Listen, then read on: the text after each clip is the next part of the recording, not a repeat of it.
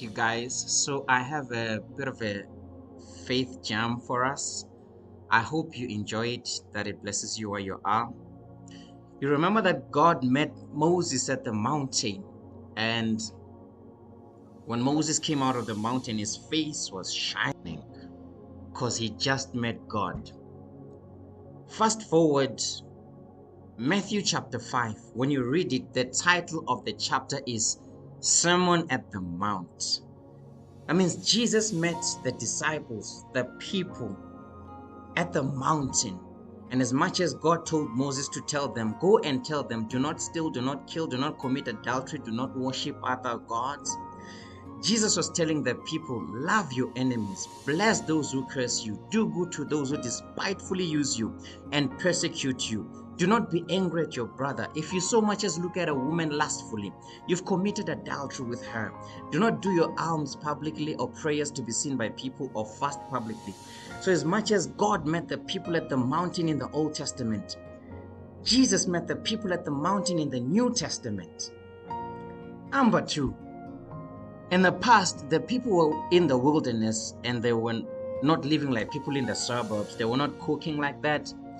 So we are told that God fed them with bread from heaven, the bread of angels. It was called manna. We all heard the story. So that means when God was working with the people, he fed them and he gave them manna. Fast forward, the Bible says when Jesus was teaching the people, and he saw that they were hungry and the shops were far and the stores were far and there was no food close by, he performed the miracle and he multiplied the bread. The Bible says he took 5 loaves and how many, so many fishes, such few fishes, and he multiplied them and everybody ate and they were satisfied and there were even residual, something remaining. So Jesus was actually showing them, as much as your fathers did eat bread, did eat manna in the wilderness, they were fed by God. I am with you today. I am feeding you. Jesus even took it further. He said, as much as your fathers ate bread, I'm not just giving you bread today. Forget about the physical bread. I'm taking it even further. I myself am the bread of life. I myself am giving myself to the world. Arms wide open at the cross, giving himself to the whole world. Another one, we have been taught that the Old Testament is just shadows of what is to come. God normally, when he works, he does things in examples, in signs and hints. When Israel was leaving Egypt and they were running from Pharaoh, they stood by and there was an ocean in front of them. The Bible says Moses raised up his rod and the sea was open and the children of Israel walked through on dry ground.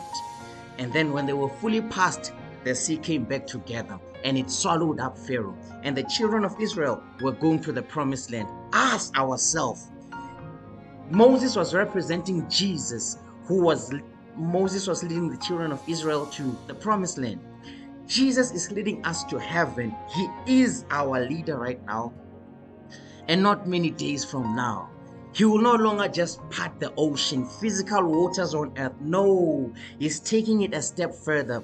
He will part the skies themselves and they'll become open and everybody will see it.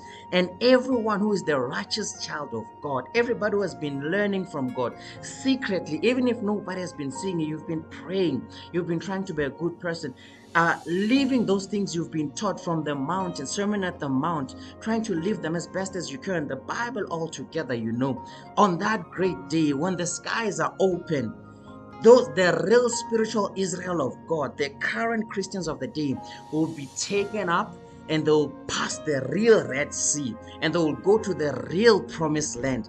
And we know that Pharaoh represents Satan. And towards the end of the slavery of Egypt, Pharaoh made it even harder for the children of Israel. Just like us, those who are children of God in today's time, Pharaoh is there. That Pharaoh is making it harder for them. Like sin is extra tormenting, is extra tempting. It's just more on them. The righteous are not living in peace. Understand?